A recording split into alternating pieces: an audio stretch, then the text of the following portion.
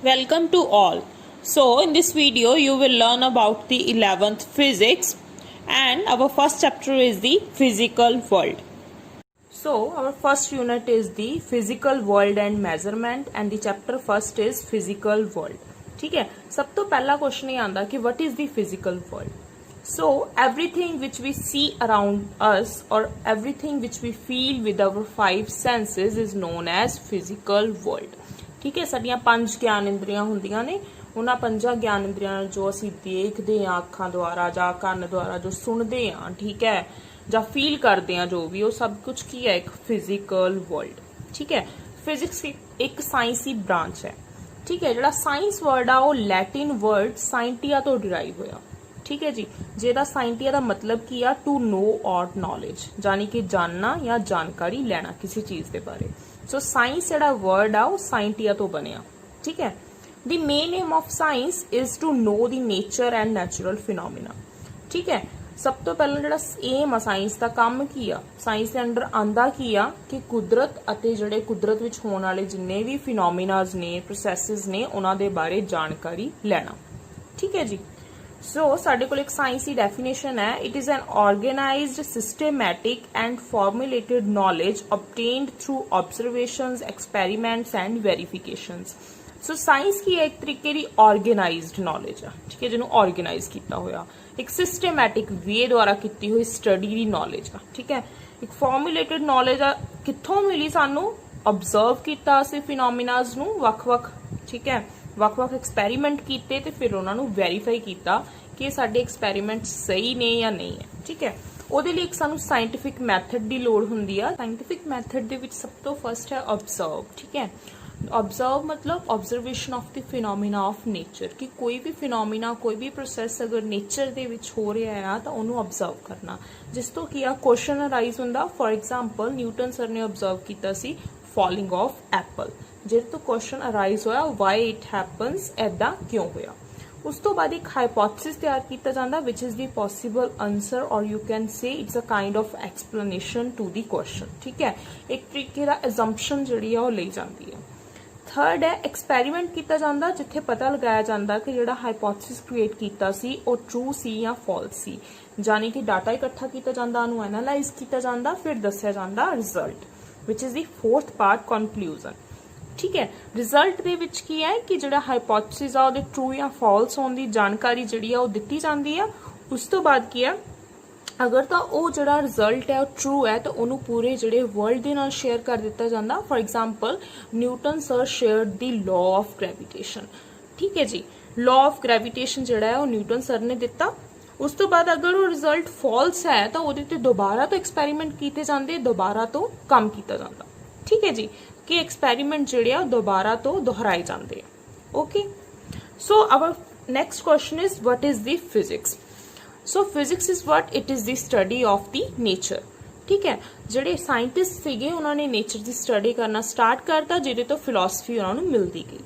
उस तो बाद जिहड़ी स्टडी ऑफ नेचर है टू टाइप्स की है, physical science and the biological science. ठीक है जी, physical science non living things की science and biological science living things की साइंस.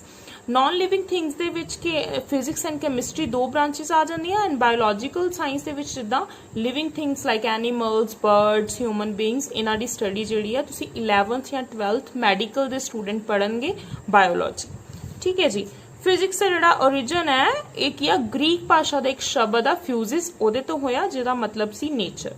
ठीक है जी, उस तो बाद 15th सेंचुरी दे विच जिहड़ा वर्ड आ फिजिक्स बन गया. ओके जी, सो की सीगा कि साडे कोल एक ग्रीक वर्ड सी फ्यूजिस जिहदा मतलब सी नेचर, उहदे तो एक वर्ड बनिया फ्यूजिका जिहदा मतलब सी नैचुरल थिंग्स. ठीक है, जां एक लैटिन वर्ड भी सी फिजिका. ठीक है, उहदे तो ही बनिया फ्यूजिस तो. इंग्लिश दे विच फिजिक बन गया है ते इन दी 15th सेंचुरी फिजिक्स वर्ड जिहड़ा ओह बन गया. ठीक है, इस तरीके नाल जिहड़ा साडा वर्ड आ फिजिक्स यानी कि भौतिक विज्ञान जिहड़ा वो वर्ड फिजिक्स आ वो कित्थों बनिया, फ्यूजिस तो.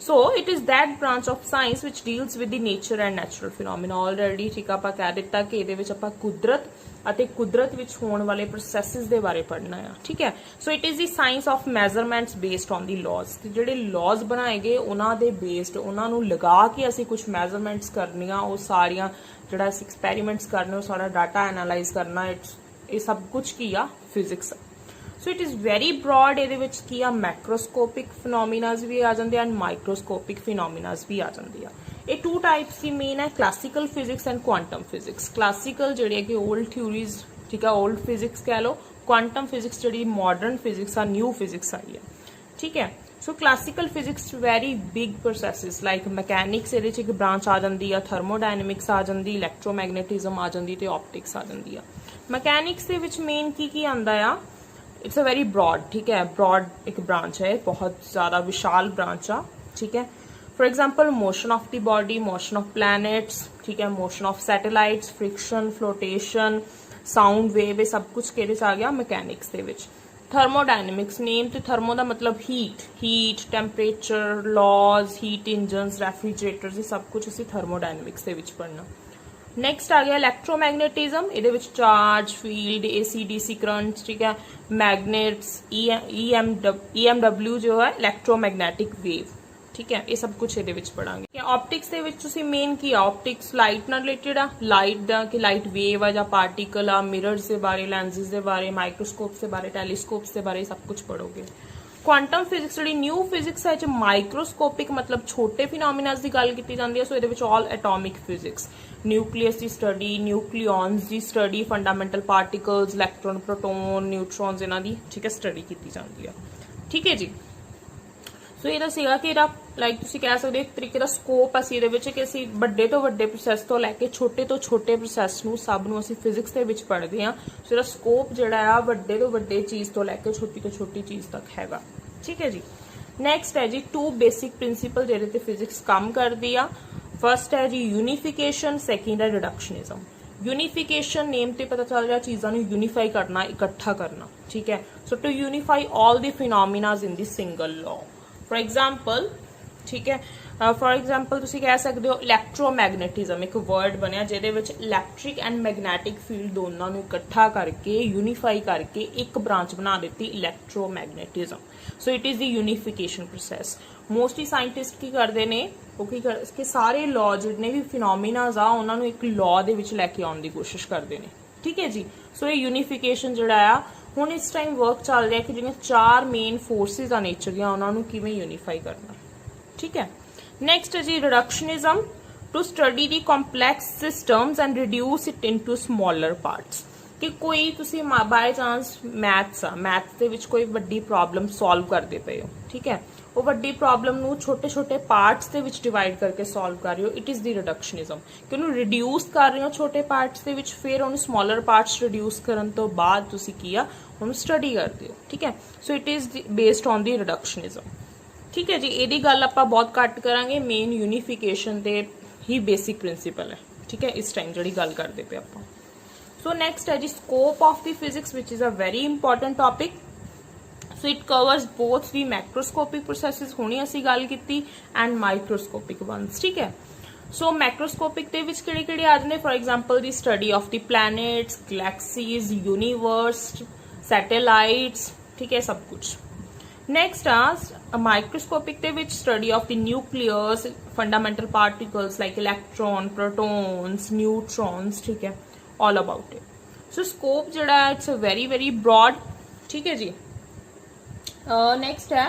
दी स्टडी जी है फिजिक्स की it's a very quite interesting and exciting ठीक है अगर असीं स्कोप की गल करिए ठीक है तो असीं इहदे विच किया we come across with the wide range of the mass length and time कि असीं छोटे तो छोटे मास तो लैके वड्डे तो वड्डे मास की बॉडी की गल करनी आ ठीक है दूसरी गल आ असीं घट तो घट टाइम तो लैके ज्यादा टाइम वाले ठीक है जो प्रोसैस आ ओदी जिहड़े वो सारा कुछ ये कवर हो जाएगा फॉर एग्जाम्पल असी लेंथ के अगर पैरामीटर की गल करिए तो size of the universe is about 10⁻26 metre which is a very big ठीक है बट न्यूक्लियर साइज असी न्यूक्लियस के साइज की गल करो which is the 10⁻⁻15 metre very very small ठीक है। सो तुसीं देख लो कितना फर्क है कि वड्डे तो वड्डे ठीक है चीज़ तो लैके छोटे तो छोटी जिहड़ी चीज़ तक जिहड़ा आ फिजिक्स जिहड़ी आ अप्लाई हुंदी है। नैक्सट अगर मास पैरामीटर की गल करिए तो mass of the universe 10⁻55 kg to mass of the electronic fundamental particle दा मास 10⁻−30 kg। ठीक है। सो ये भी बड़े तो बड़े मास तो लैके छोटे तो छोटे मास तक की आ फिजिक्स अप्लाई हो रही है। नैक्सट की आ टाइम। टाइम की अगर गल करिए टाइम पैरामीटर की एज ऑफ द अर्थ असीं लैंदे आ 10⁻17 सेकेंड्स। ठीक है। अगर किसी फंडामेंटल पार्टिकल ठीक है फंडामेंटल लाइफ टाइम की गल करिए 10⁻−10 सेकेंड्स। ठीक है। सो की है घट तो घट टाइम तो लैके वड्डे तो वड्डे टाइम प्रोसैसिस तक भी की आ फिजिक्स अप्लाई हो रही है। So it's a very broad concept. ठीक है। It covers both the macroscopic ones and the microscopic processes also. ठीक है जी।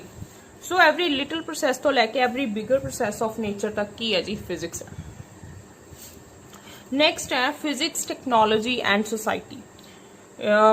तीनों टर्म्स एक दूसरे बहुत इंटर रिलेटेड ने। ठीक है। साइंस का एक ब्रांच है फिजिक्स। फिजिक्स तो टेक्नोलॉजी आई। टेक्नोलॉजी ने की किया सोसाइटी नू सोसाइटी की डिवेलपमेंट की for the betterment of society. ठीक है। For example study of science की। ठीक है। फॉलिंग ऑफ एप्पल जड़ा न्यूटन सर ने ऑब्जर्व किया जिहदे तो सानू किहड़ा लॉ दिता लॉ ऑफ ग्रेविटेशन। उस तो बाद लॉज ऑफ मोशंस आए। ठीक है। Laws of motion sorry. ठीक है। देन कैलकुलेशन ऑफ ऑर्बिट्स जिन्ने भी ऑर्बिट्स ने। ठीक है। अर्थ दा ऑर्बिट अदर प्लैनेट्स दा ऑर्बिट्स। ठीक है। मून दा ऑर्बिट सब कैलकुलेट होए। देन की आ सैटेलाइट्स बनाए गए मैन मेड सैटेलाइट्स। ठीक है। जिहदे नाल साडी कम्यूनीकेशन जिहड़ी वैदर फॉरकास्टिंग जिहड़ा सब कुछ डिवेलप हुंदा गया। ठीक है जी। सो किवें असी एक फिजिक्स तो टैक्नोलॉजी तक दैन टैक्नोलॉजी तो सोसाइटी की एडवांसमेंट तक पहुंचे।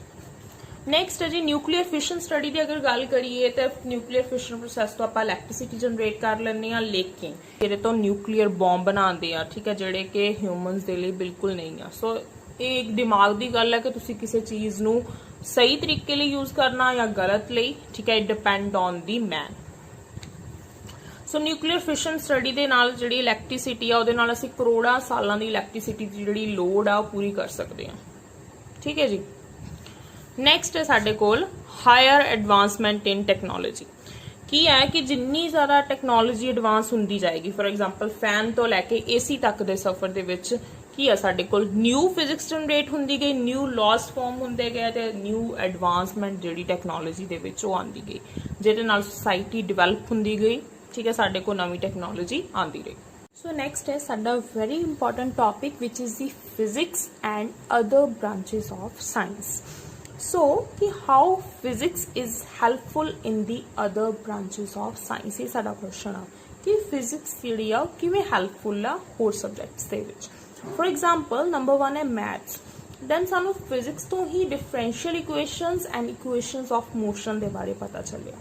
ठीक है। जिन्हों असी मैथ्स के विच यूज किया। सैकेंड आ गया केमिस्ट्री। दैन सानू X ray diffraction and radioactivity इन्हां टर्म्स के द्वारा सानू किया अलग अलग सॉलिड्स के विच डिस्टिंक्शंस के बारे पता चलिया कि की डिफरेंस अलग अलग सॉलिड्स के विच जिहदे करके मोडिफिकेशन एंड पीरियोडिक टेबल जिहड़ी वो पॉसिबल हुई कि पीरियोडिक टेबल के विच काफ़ी सारिया मोडिफिकेशंस आईयां। थर्ड है जी बायोलॉजी। बायोलॉजी दे विच की है कि जिहड़ी प्रैशर टर्म सीगी फिजिक्स दे विच मैजर की जाती उहदे नाल असीं बॉडी दा blood pressure body which they blood pressure नूं मैजर कर सकते हैं जिस दे नाल वर्किंग ऑफ हार्ट दे बारे पता चलदा। ठीक है जी। उस तो बाद एक्सरेज दे नाल असीं की काफ़ी सारिया डिजीज़ नूं डायग्नोज कर सकते हैं। कोई फ्रैक्चर है बोन्स दे विच उहनूं ठीक है स्टडी कर सकते हैं। नेक्स्ट है UV rays in various treatments for example skin treatments hair treatments के लिए यूज करते हैं। Optical and electron microscopes are used for the study of organisms like bacteria protozoa. Next है फोर्थ है एस्ट्रोनॉमी।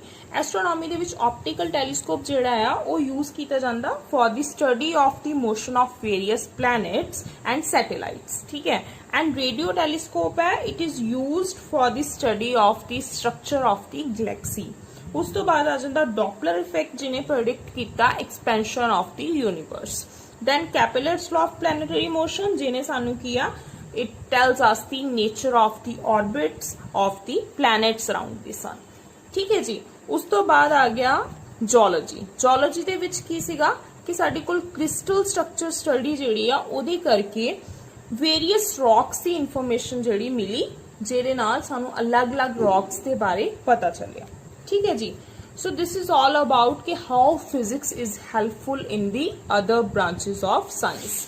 नैक्सट है साडे कोल topic physics and society which is already covered कि एडवांसमेंट इन टैक्नोलॉजी दे करके सोसाइटी जिहड़ी आ डिवेलप हुंदी है ते एडवांसमेंट इन टैक्नोलॉजी कित्थों आई, फिजिक्स तो आई।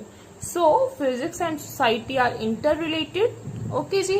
सो आई होप सो कि तुहानू हुण फिजिक्स के बारे सारा पता चल गया होएगा कि what is physics, what is it's scope, how it is related with the society, how it is related with the technology. ठीक है। सो इन आवर नेक्स्ट वीडियो असी पढ़ांगे फंडामेंटल फोर्सेस इन नेचर। ठीक है। So thank you so much.